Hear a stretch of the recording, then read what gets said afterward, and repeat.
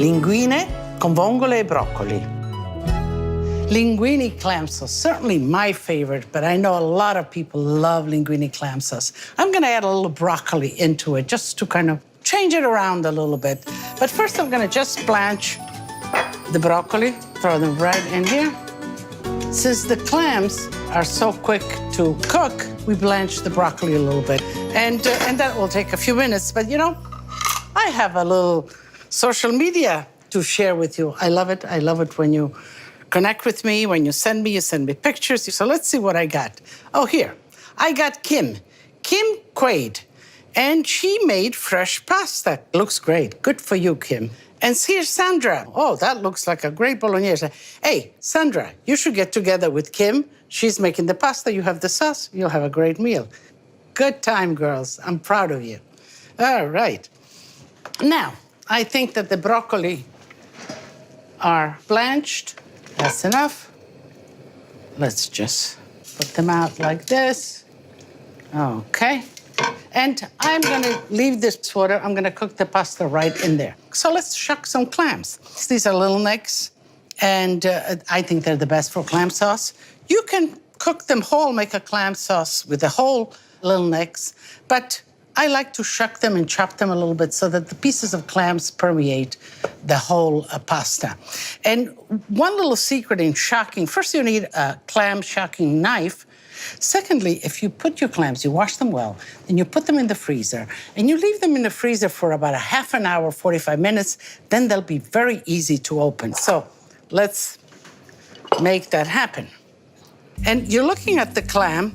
This little indentation is where you want to go in because the muscle is right there that you want to. So you nestle it right between your thumb and you just press it in. You go this way because that's the muscle, then you go around and you pry it open.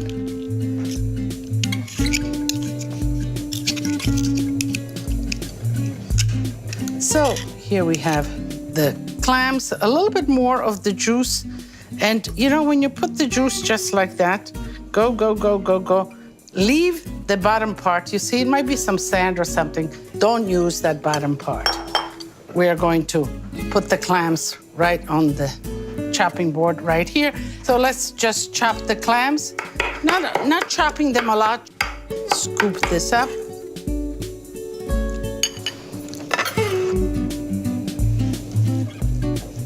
I'm going to need to put the pasta right in because by the time the pasta is cooked, the sauce is going to be done. Salted water, you can put just a little bit. We begin the clam sauce with olive oil, okay, and sliced garlic.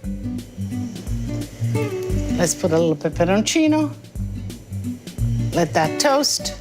So since I'm adding broccoli, I want to flavor a little bit the broccoli. So the pasta. Okay. And here you see this beautiful setting of bruschettas, if you will. And one was with seasonal tomatoes, oil and vinegar. You can put basil.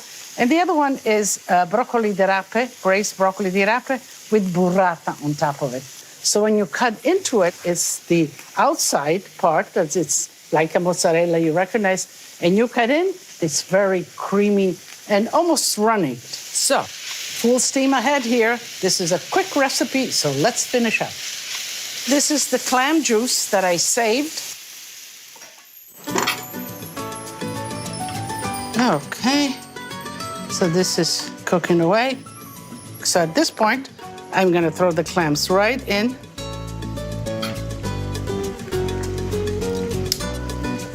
And we let it just come to a boil. Pasta, I think it's ready. And I'm gonna fish it right out. I always tell you, you can drain your pasta, but don't rinse your pasta because you want the sauce to adhere to the pasta. You don't wanna rinse your pasta. Okay. That looks very, very good. Full steam ahead because, I want it to cook quickly. I don't want to overcook. I'm looking at the pasta itself. Clam sauce requires a lot of chopped parsley. You know, chopped parsley is not just a decoration. It's really a very nutritional vegetable. It has a lot of vitamins and minerals, and use it wherever you can in your cooking. But linguine clam sauce really requires a lot of parsley, at least in my recipe.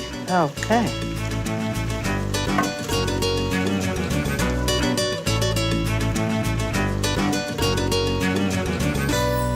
Whenever you're plating something and it's dribbly, and linguine clam sauce is, always use a little plate to carry it. You can twirl it in the center. And I like pasta in a fondina.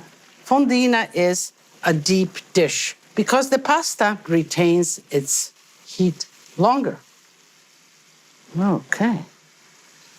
This pasta is alive. You put this here. I'm not finished yet with that. I'm gonna put a little pasta for myself. Just like that. And let's do some.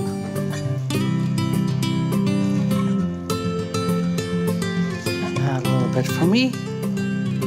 In Italy, especially in southern Italy, this is magnifico. Now, let me taste this for you.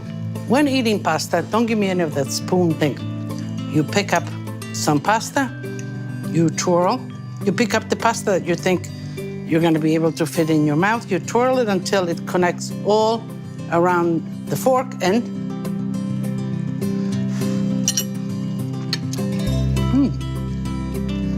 delicious. You begin with a nice bruschetta, you finish with a plate full of linguine clam sauce. How bad can life be?